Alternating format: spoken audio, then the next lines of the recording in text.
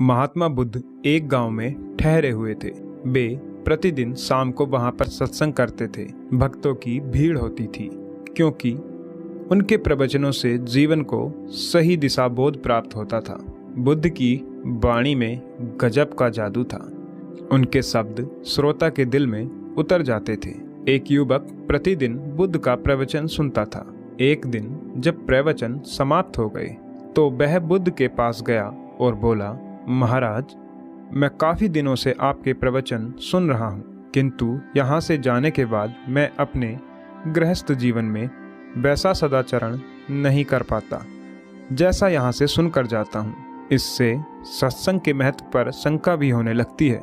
बताइए मैं क्या करूँ? बुद्ध ने युवक को बांस की एक टोकरी देते हुए उसमें पानी भरकर लाने के लिए कहा। युवक टोकरी में जल भरने में असफल रहा। बुद्ध ने यह कार्य निरंतर जारी रखने के लिए कहा। युवक प्रतिदिन टोकरी में जल भरने का प्रयास करता, किंतु सफल नहीं हो पाता। कुछ दिनों बाद बुद्ध ने उससे पूछा, इतने दिनों से टोकरी में लगातार जल डालने से क्या टोकरी में कोई फर्क नजर आया? युवक बोला, एक फर्क जरूर नजर आया है। पहले टोकरी के साथ मिट्टी जमा होती थी, अब वह साफ दिखाई देती है। कोई गंदगी नहीं दिखाई देती और इसके छेद पहले जितने बड़े नहीं रह गए, वे बहुत छोटे हो गए हैं।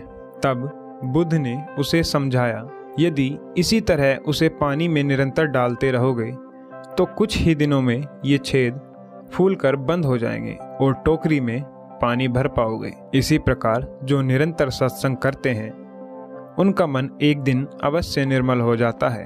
अब गुणों के छिद्र भरने लगते हैं और गुणों का जल भरने लगता है। युवक ने बुद्ध से अपनी समस्या का समाधान पा लिया। निरंतर सत्संग से दुर्जन भी सज्जन हो जाते हैं, क्योंकि महापुरुषों की पवित्र वाणी उनके मानसिक विकारों को दूर कर उनमें सद्विचारों का आलोक प्रसारित कर देती हैं।